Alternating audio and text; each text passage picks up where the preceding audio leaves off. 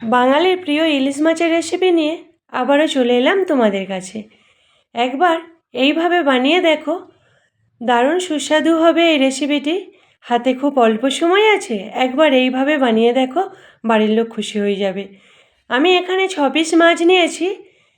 পরিমাণ মতো লবণ, হলুদ গুঁড়ো, কাশ্মীরি লঙ্কার গুঁড়ো, সর্ষের তেল দিয়ে হাতের সাহায্যে ভালো করে মিশিয়ে নেব, যাতে মশলাটা মাছের মধ্যে ভালো করে লেগে যায়। মাছ মিশানো হয়ে গেছে মশলার সঙ্গে। আমি এখানে একটা মশলা তৈরি করে নেব। সাদা সর্ষে, পোস্ত, হলুদ গুঁড়ো, কাঁচা লঙ্কা, লবণ, এগুলো দিলে মশলাটা স্বাদ বেড়ে যায়। শিলে বেটে নিয়েছি।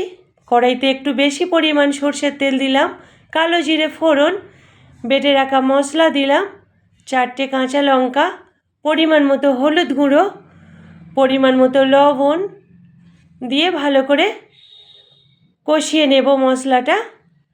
আমি এখানে কালারের জন্য কাশ্মীরি লঙ্কার গুঁড়ো ব্যবহার করেছি, তোমরা এটা স্কিপ করতে পারো। ভালো করে মশলাটা কষিয়ে নিলাম। সামান্য পরিমাণ জল দেব। মশলাটা ফুটে উঠলে মশলা মিশানো কাঁচা মাছগুলো দিয়ে দেব। আমি এখানে উষ্ণ গরম জল ব্যবহার করেছি।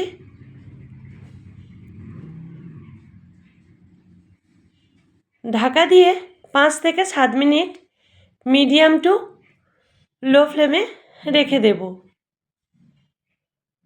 5-7 মিনিট পরে ঢাকা খুলে নিলাম। এখানে ইলিশ মাছের এই রেসিপিটি আমাদের হয়ে গেছে। আশা করি তোমাদের ভালো লেগেছে এই রেসিপিটি। দেখতেও যেমন ভালো হয়েছে, স্বাদেও অতুলনীয় হয়েছে। একবার না বানালে তোমরা বুঝতে পারবে না কতটা সুস্বাদু হয়েছিল। আমি পরিবেশনের জন্য ঢেলে নিলাম। আশা করি তোমাদের এই রেসিপিটি ভালো লেগেছে। ভালো লাগলে একটা লাইক দিও, কমেন্ট করো। তোমাদের কমেন্ট আমাকে উৎসাহিত করে।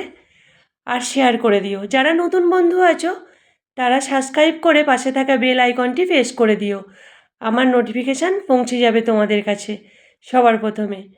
সবাইকে অসংখ্য ধন্যবাদ যে যেখান থেকে আমার এই রেসিপিটি দেখছো।